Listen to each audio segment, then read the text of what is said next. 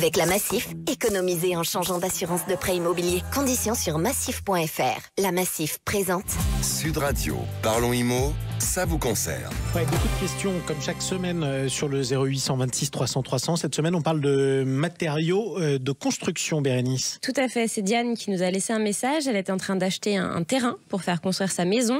Elle essaye de faire attention à l'environnement. Alors, elle a beaucoup entendu parler de construction durable et de matériaux biosourcés, mais elle ne sait pas vraiment ce que sont ces matériaux. Elle se demande si c'est réellement écolo, efficace et si c'est aussi accessible. Alors, on fait le point avec notre experte Anne-Lise Lémery. Bonjour. Oui, bonjour Bérénice. Et bienvenue. Vous êtes architecte fondatrice de Cycle de Ville, spécialisée en conception bioclimatique, aménagement durable et réemploi des matériaux de construction. Alors, Anne-Lise, c'est quoi un matériau biosourcé ? Alors, un matériau biosourcé, c'est un matériau qui incorpore une majorité de matériaux d'origine animale ou végétale, à la différence de la plupart des matériaux de construction qui sont plutôt des dérivés d'hydrocarbures ou de matières minérales. Mais est-ce que vous avez un exemple à nous donner ? Parce que animal, c'est bizarre quand même. Alors, c'est par exemple ce qu'on trouve, donc des laines de bois, des laines de chanvre, des laines de lin, beaucoup de fibres d'origine végétale, oui. Mais ça peut être aussi d'origine animale, par exemple la laine de mouton. Voilà, on a une grande diversité de possibilités. Et alors, quels sont les avantages à utiliser un matériau biosourcé pour sa maison, par exemple ? Alors, le gros avantage, c'est évidemment l'impact climatique, en tout cas la réduction des impacts climatiques, puisque du coup, la production de ces matériaux ne consomme absolument aucun dérivé d'hydrocarbures, contrairement aux autres, comme je vous disais au préalable.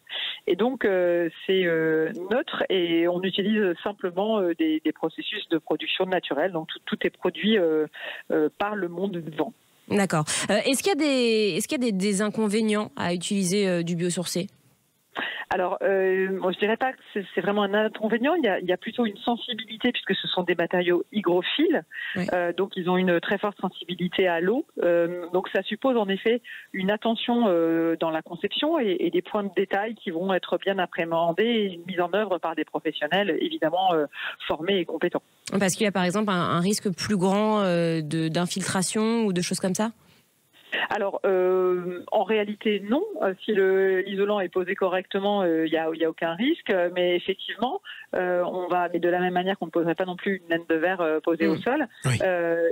L'isolant va être plus sensible. Donc, disons que la moindre erreur de réalisation, elle va forcément se voir plus vite et l'isolant va plus forcément prendre l'eau qu'un isolant de type laine minérale, laine de bois ou laine de chanvre, ou laine de verre ou laine minérale. Il faut que ce soit bien installé en fait. Ouais.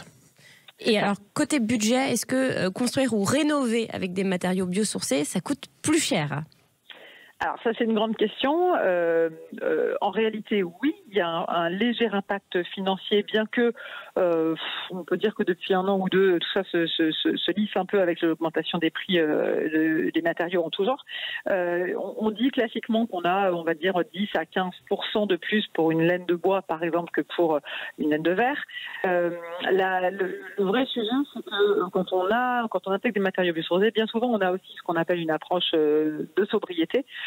Donc, on va réfléchir à ne pas mettre en œuvre des matériaux qui n'ont pas d'utilité particulière ou, par exemple, construire en ossature porteuse en remplissage biosourcé est bien moins impactant et potentiellement moins cher que d'avoir un voile béton entier avec un doublage par une laine. Voilà, donc c'est aussi, je dirais, un équilibre global au niveau du projet qu'il faut trouver. D'accord.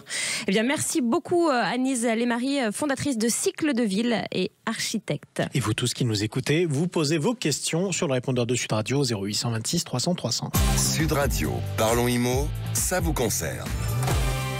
Avec la Massif, changez votre assurance de prêt immobilier et économisez. Conditions sur massif.fr.